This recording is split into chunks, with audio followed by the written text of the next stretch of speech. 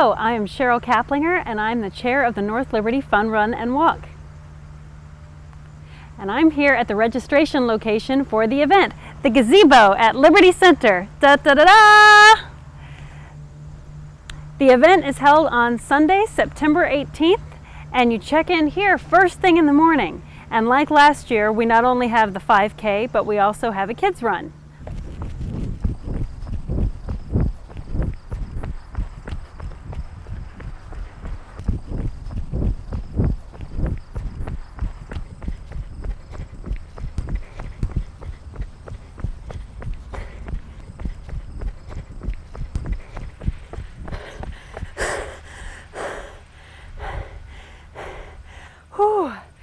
So there's two runs.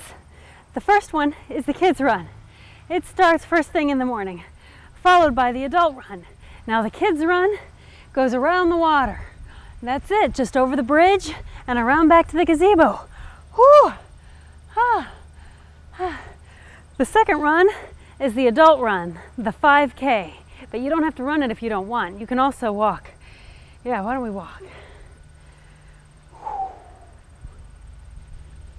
The 2011 Fun Run and Walk benefits the North Liberty Fire Department, so we're inviting all firefighters from all areas to come out in their gear and run.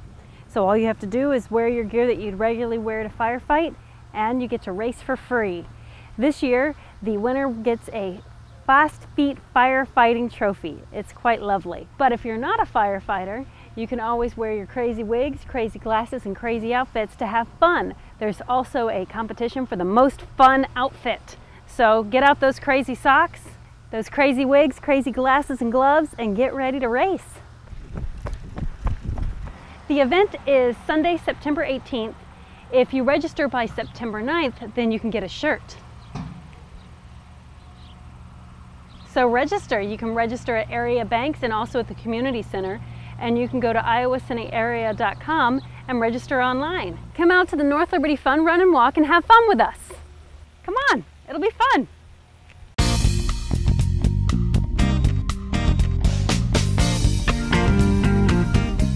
We are here to show off our brand new playground equipment that was just installed August 1st through August 5th. It is at the north parking lot of Penn Meadows Park, and it's right behind me here.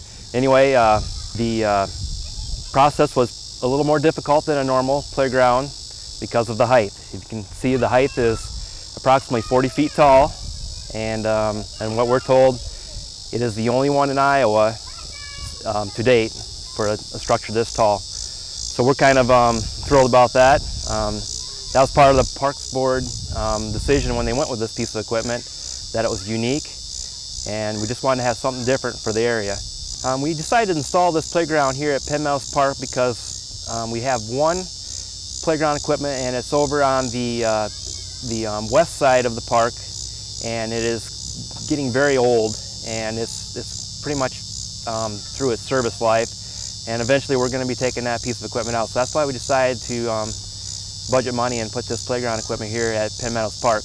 But the exact location was decided because we wanted it close to a parking lot, yet close to our ball field, so kids could use it, let's say when their brothers or sisters are using the ball diamonds, and the parents want their younger kids to come down here and play on the equipment. Also, located right directly next to a parking lot, allows parents throughout the day to pull up here with their vehicles and get out and use the equipment without having to walk too far. As soon as we got the fence down, the protective fence around the playground, people were walking across the street. We had two vans pull up and kids get out. It's just unbelievable how fast people came here as soon as we took the fence down.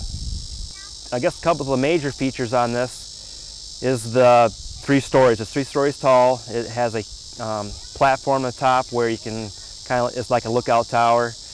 There are some benches that on the upper level that kind of let you elevate over, and you can look straight down. And also we have the long slides that go from the top deck clear down to the ground. It's actually a pretty long ride going down because it's so tall. One other amenity that we just put in, and that is a picnic table. We noticed that we had a lot of parents sitting underneath the shade tree here and watching their kids play on the playground, we decided to pull one of our picnic tables from one of our parks and bring down here so they could utilize that.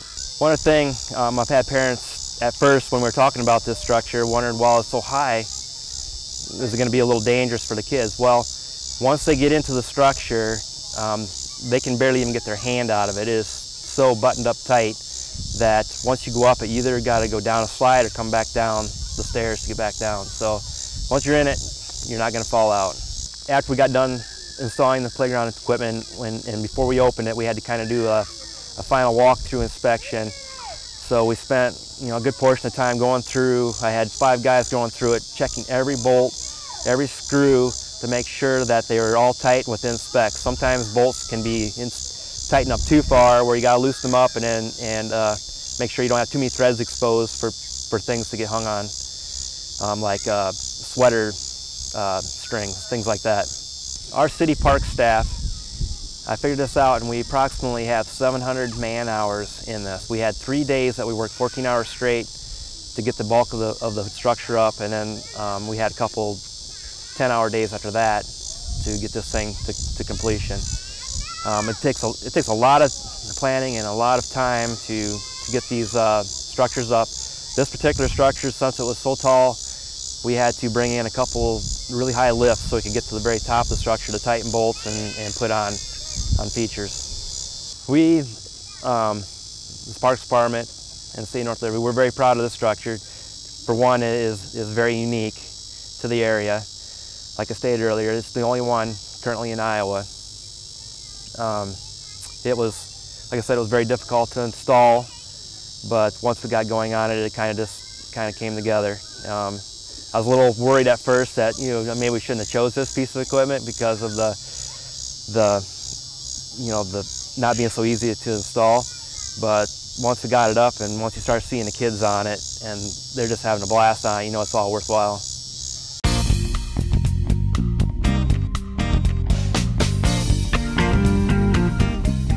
I don't know how many of you have been in our new section up here since the guys remodeled, but this. I've taken a little tour. Yep. We were very impressed. So yeah, I am. It turned out way better. We're not quite done yet. We're going to do this area here, we'd like to do some shelving here with some of our trophies, older trophies, because the guys haven't won any. Some of the guys do the water ball fights and stuff like that. So, but we've got some pictures that we're going to be hanging up there, some more pictures and that. It turned out great. Had a lot of help from Ryan too, kind of helping in Tracy. A lot of the guys put a lot of time in on their own, hanging sheetrock, and some of the finer detailed stuff we brought in, we hired some people to do, but we wanted it to look nice. But this used to just be some desks. I don't know if you were here when PD was here before we took over, and the building needed it. I don't know how long ago it'd been since it'd been renovated, and we needed the space. So, but we do basically all of our reports and stuff for our incidents are written up on these computers here, and then training and EMS. We do a lot of documentation as far as training and that for a lot of reasons, liability reasons. If something would ever go to court, we can always pull out our records and say, hey, we've spent a lot of time doing this type of training, and then we've got the records to back it up. The red and white one is, it's called I Am Responding. It's a program that, the problem that we've run into in the past is we never knew who was coming, or if we had people coming.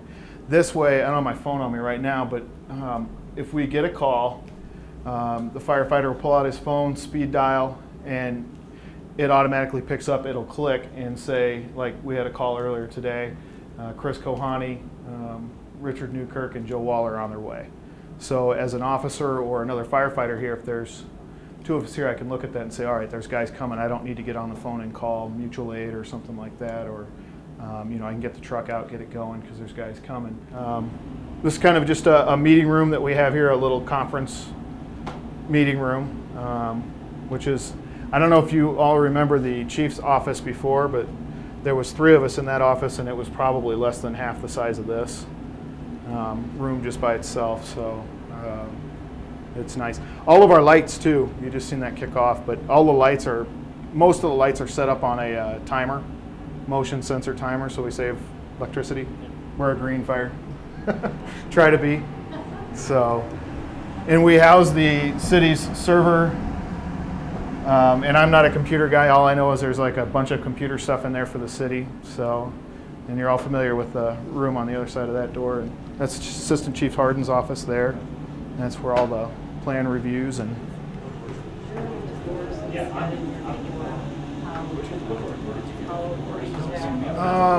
I can't think of the name of the place. It's here in town. It might have been I think it was Advanced Millwood. So, and then we've got this room is kind of a strange room. But one of the things with volunteer fire department, we want people to hang out up here. So one of the things that doing some research we learned was that a lot of places have like rec rooms, stuff like that. Well, we did a TV room. These are my other two kids, as you can see. We're a family department, so all the kids, wives, everybody kind of hangs out up here. So we did kind of a little rec room. My wife got a new couch out of the deal because she donated our old black one. I think that's she was thinking. So yes. So she said, "Oh yeah, we'll donate the black couch." And then I thought, well, gee, that's going to cost me. So one of the members, our mascot is a rhino. We wanted something different.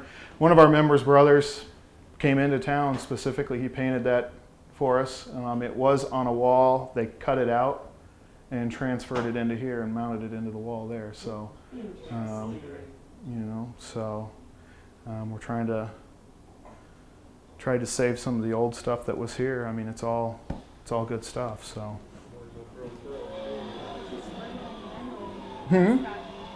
Yeah, well, when I was a kid, I saw a cartoon, and we cannot find it, of a rhino stomping out fire. And I made the mistake of saying that one time, that I saw a cartoon, and from there on the guys took off with a rhino, but we've never been able to find that cartoon. So kind of an aggressive creature. Yes, stomped out a Yep, fire. They don't like fire, exactly. so we thought, well, we'll go with a rhino. So the bathroom the guys did a few years ago.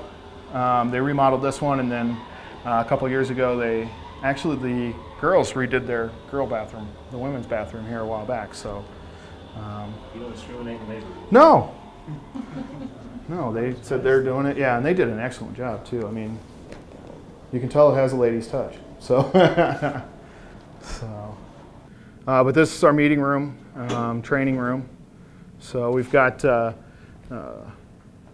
guys over here. I got Travis Getkin, firefighter, and Captain Adam Kramer, Captain Dan Dolzel, and our safety and training officer there, Ryan Brum. So these guys make it happen. So, but yeah, this room, pretty much everything in here except for the carpeting, I think, was done by our guys. Except for the mudding. We had a guy come in and mud, I think, didn't we, this room? I think the cabinetry we got was less than $2,000? I mean, and it's nice stuff, and it replaced the old plywood stuff we had, I think, before. So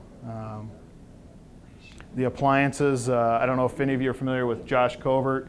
The guy can negotiate very well. We got dent and scratch stuff, and you know, I think one of the refrigerators we got for like $700, and it's like a $2,000 thing because it had a little dent in the front of it. And they were like, well, as low as we're going to go is $700. He goes, all right, fine, we'll take it, but you're delivering it. So I mean, he got delivery. They set it up, and I'm like, gee, this guy is awesome. So our weight equipment is over here. Ryan Brum is in charge of, obviously, the health, and he goes through this stuff. But we've got it packed in back here, and the problem is when we start up these engines, all that stuff blows right back here onto them and makes it difficult. So, but we had this, a neighbor of one of the firefighters had it in his basement, and I'm throwing it away. Do you guys want it? Sure. So we did purchase the elliptical and the treadmill, and then the other weights and stuff have been donated over the years. So, but very important. I think, Ryan, over 50% of firefighter fatalities, it's in the 50s, are heart related. So because of exertion in it, and they're finding out that it doesn't necessarily have anything to do with your body conditioning. It has something to do with it, but they're finding out 28-year-old firefighter, your heart just goes so hard. You know, you're working so hard that. Why don't you have this area closed off, or is there a reason? Well, we had talked about it, just kind of. I mean, especially considering the gear, I mean, to keep it somewhat more climate controlled, and as a matter of like clean and dirty, you know, when someone's coming back from a. It kind of comes down to money, and you know, is it at the time when we kind of looked at it at one point, I think, well, we talked when we were doing the remodel, that was going to be one of the things we were going to try to do, was box this off. Going to keep the gear out here then? Yeah, we'd keep it out here and then try to box that off. We tried to figure out several different ways. And it gets wet because when they clean the trucks, the water and the moisture from out here, it gets under the mats and then they start stinking. But at that time, we kind of heard a rumor that the council chambers might be moving, so we thought, well, it's not really practical to do all that. So.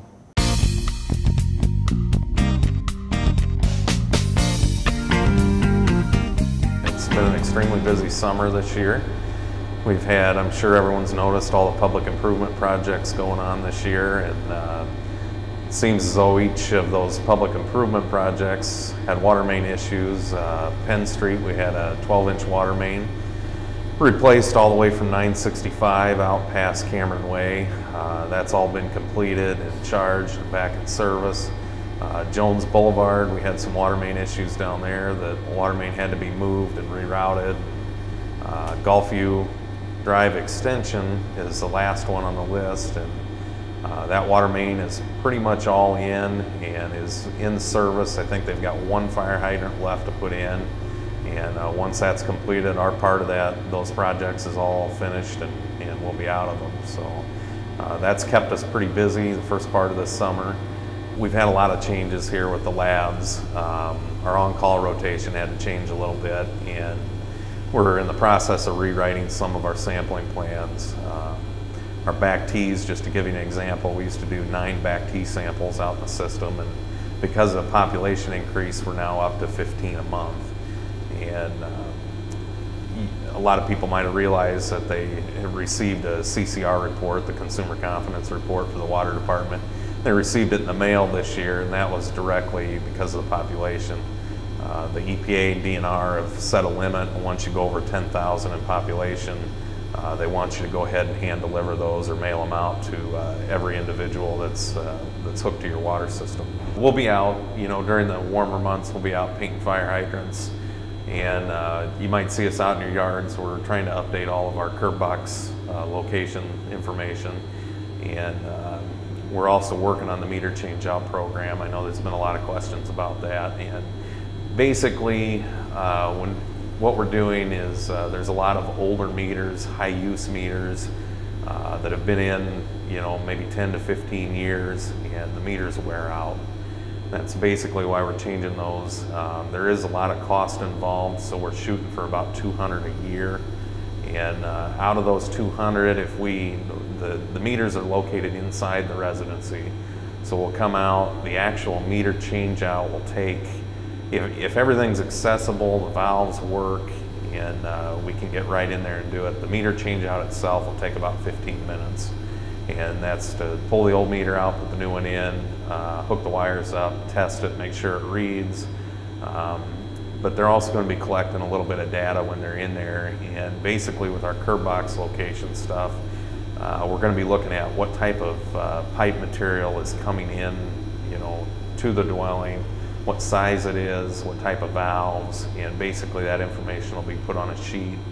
And that way in the future, if they would wind up having a service leak outside, we can provide that information to whoever would be digging that up to fix it, which might in turn save a lot of time if they know what type of material's in the ground before they get to it. A lot of times they'll come out and they'll have to expose an open trench, expose the pipe to see what they have, and then a lot of people have to run and try and find parts, which can be pretty time consuming. So we're hoping that'll save some time. When they get done inside the dwelling, they're going to go outside and they're going to try and locate the stop box or curb box. And basically what they're going to do when they find it is set an orange cone on top of it. The new system that we have the capability of actually putting a picture alongside with the measurements, and we have an area to put GPS coordinates as well. They'll basically throw that cone on top of it. They'll step back probably to the curb line, look back at the property and just snap a picture. And that way in the future, if for some reason that box would be broken, missing, you can't find it for whatever reason, that picture is really going to help to locate that thing. A lot of times we go out with a metal detector and you'll pull up rebar and nails and Hot Wheels cars, and it just, you know, it can really be a nightmare trying to find those things. So that's basically, we told people it'd take probably approximately an hour. The meter change out itself, and hopefully the time we'd have to spend in the home will be limited, maybe 15 minutes. And then the rest of it will just be collecting some data outside. Basically what we did, at first we looked at date, and then we realized, you know, some people use a lot less water than other people, so we just decided to go with the highest use meters. So the meters that have the highest numbers on them are going to be the ones that wear out, and that's how we chose the top 200. We've got 4 people in the water department. They're going to show up in a city uniform. They'll have a city ID. They'll have a city truck.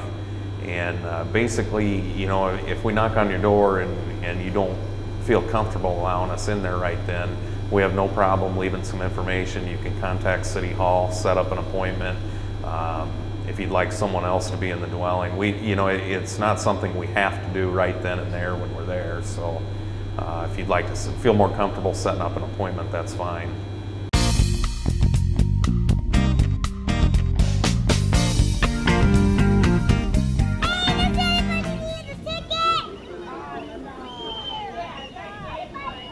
I am Tanya Worley, and I work at the education station in North Liberty. Today we are doing our very first carnival. It is for preschool and pre-K. Today we have a ticket booth, we have an ice cream stand, we have a jumpy house, which is the big giraffe over there. We have a smaller jumpy house, lots of fun games. Lots of fun activities, and a perfect day for it, actually. We've been doing lots of painting and creative art and basically excitement, lots of excitement and anticipation. We wanted to think outside the box, do something that we haven't done before, and something that was going to be great fun for the kids.